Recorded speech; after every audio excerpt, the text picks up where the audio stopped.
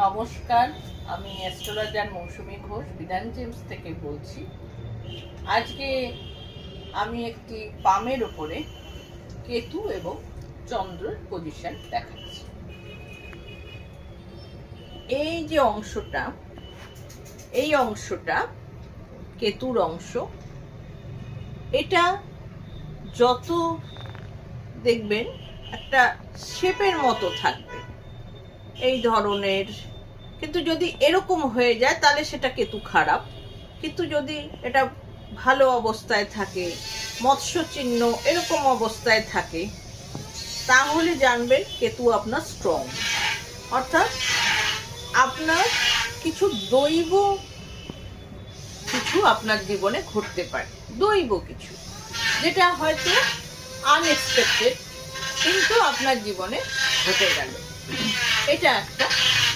আর চন্দ্র, এই যে চন্দ্রের জায়গায় এখানে যদি পরিষ্কার থাকে তাহলে চন্দ্রটা বুঝতে হবে, এবং একটু উঁচু মতো পরিষ্কার, তাহলে আপনার চন্দ্র ভালো। কিন্তু যদি দেখা যায় চন্দ্রের মধ্যে এরকম ভাবে দাগ দাগ দাগ বা এরকম স্কয়ার, তাহলে দেখা যাবে চন্দ্র কিন্তু খারাপ। তখন আপনাকে সেই রেমেডি নিতে হবে। আচ্ছা, সেই রেমেডি নিলে কি রেখাটা পাল্টায়? হ্যাঁ হ্যাঁ হ্যাঁ, একদম।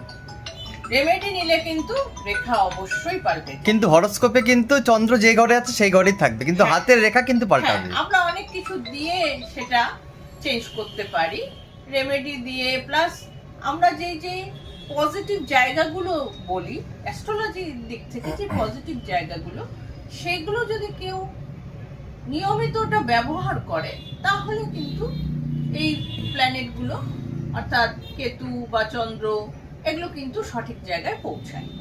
হ্যাঁ, আজকে এই পর্যন্ত। আবার আরেকদিন আরেকটি ভিডিও নিয়ে।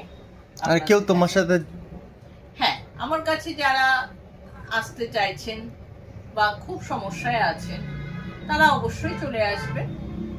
আমার ফোন নাম্বার স্ক্রিনে আমি দিয়ে দিচ্ছি। আর অনলাইনও তো দূরের। হ্যাঁ, অনলাইন আমি এখন করছি। এখন না, বেশ কতদিন ধরেই আমি অনলাইনে কাজ করছি। যারা দূরের তারা আমার সঙ্গে অনলাইনে যোগাযোগ করছেন, আমি তাদের রেমেডি বলে দিচ্ছি, তারা আমার সঙ্গে যোগাযোগ করেই নিচ্ছেন এবং তারা ফলো পাচ্ছেন, এবং সেটা আমাকে বাই ফোন বা সামনে এসে দেখা করা, সেটা কিন্তু তারা জানিয়ে যাচ্ছে। হ্যাঁ, ঠিক আছে, আপনারা সবাই ভালো থাকবেন। আজকে এই পর্যন্ত। নমস্কার।